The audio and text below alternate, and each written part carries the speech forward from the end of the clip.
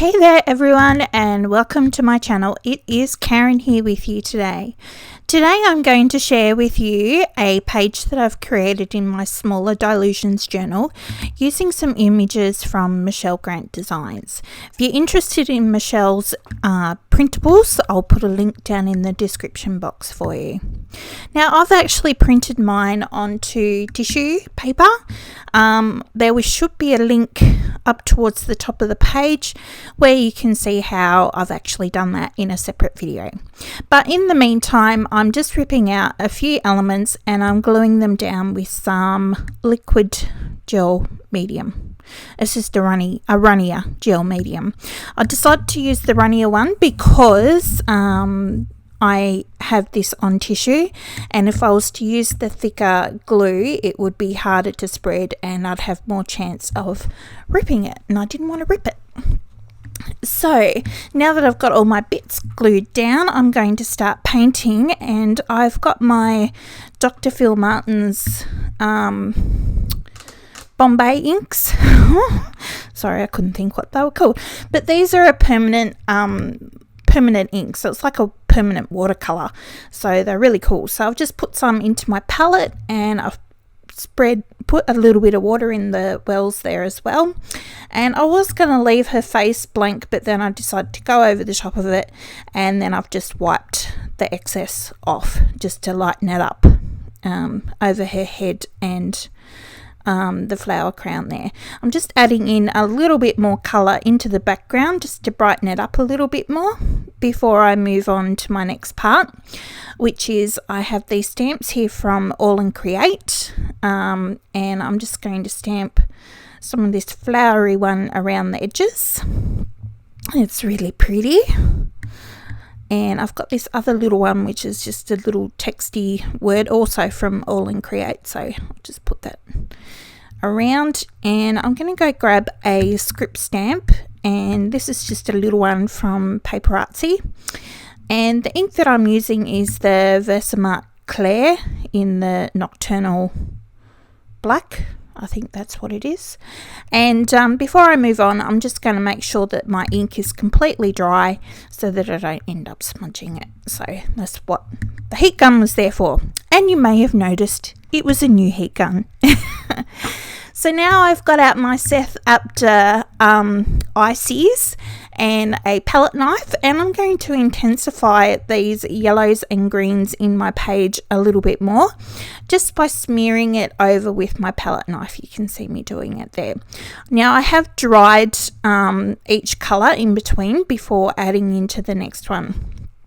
And that just helps to stop the colours from mushing in together.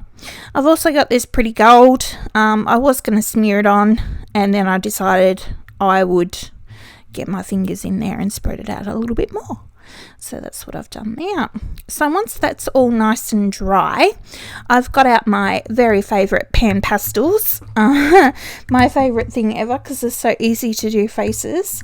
The colours that I'm using, I can actually tell you what they are, is Burnt Sienna Tint is for the main skin.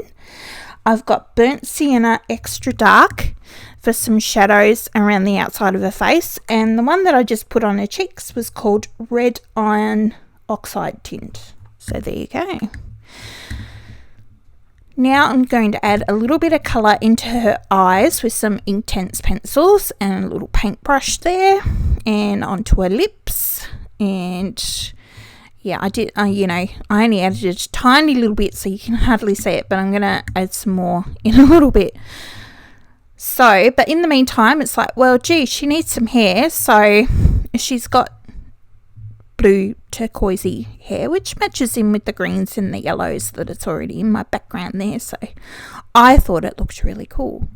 So I'm just going to add a little bit more there to her eyes. They look quite black there, but they're actually dark blue. And I've got my brand new paint pens out from Jane Davenport. Yeah, so I'm going to give them a bit of a go as well over these flowers, but before I do that I'm just going to add in a little bit of extra colour. So you can see me, I've just warmed up my pens, a little bit of black pen work, around the eyes before I use my Jane Davenport ones. Yeah, just to give her some lashes and define those eyes a little bit more, because the lines kind of get a little bit lost under the pastel. So I'm just drawing it back in just with the Uniball rollerball pen. A few strands in her hair, a bit around the shape of her neck and face. There, she's looking quite pretty. Now I've got a Life of Colour white paint pen, and I'm just going to put in the catch lights and a few little highlights on her face as well. Now I've got my Jane Davenport pens out to add some strands into her hair. So I've got a few different colours there. Whoa, that was a bit bright on her lips. So I'll just knock that back just a smidgen. Put a little bit more into her hair, and that's looking really quite cool. Well, I think so. So now I've got out some pink ones, because I'm going to do some scribbly line work on these flowers.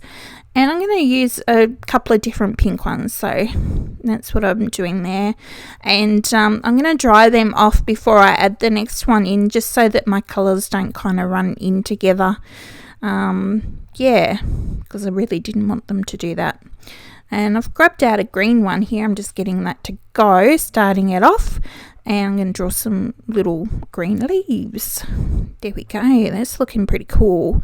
So I'm just going to put in some twiggy bits with a black Life of Colour pen and get that nice and dry. And then I'm actually going to come back in with my white Life of Colour pen and doodle around all those flowers again. So they do look quite scribbly with being pink and white, and around the leaves there as well. And now with my quote sheet, I've actually printed that out onto some craft paper, and I'm going to glue that into my book here. And it says, "Be the woman who fixes another woman's crown without telling the world it was crooked." And I think that's important. I do. Because, yeah, you should help other people, but you don't have to tell the world about it. So it's all good. So I'm going to finish off my page here with just a few little white splats. And that's it. So I really hope you have enjoyed my girl here from Michelle Grant Designs. Sorry, I forgot her name all of a sudden. My goodness. The art pack is crowned, and I'll put a link down in the description box if you'd like to go ahead and purchase it. And I really hope I have inspired you. So please like and subscribe so you know when my next videos are coming out. And until next time, I will see you later. Bye.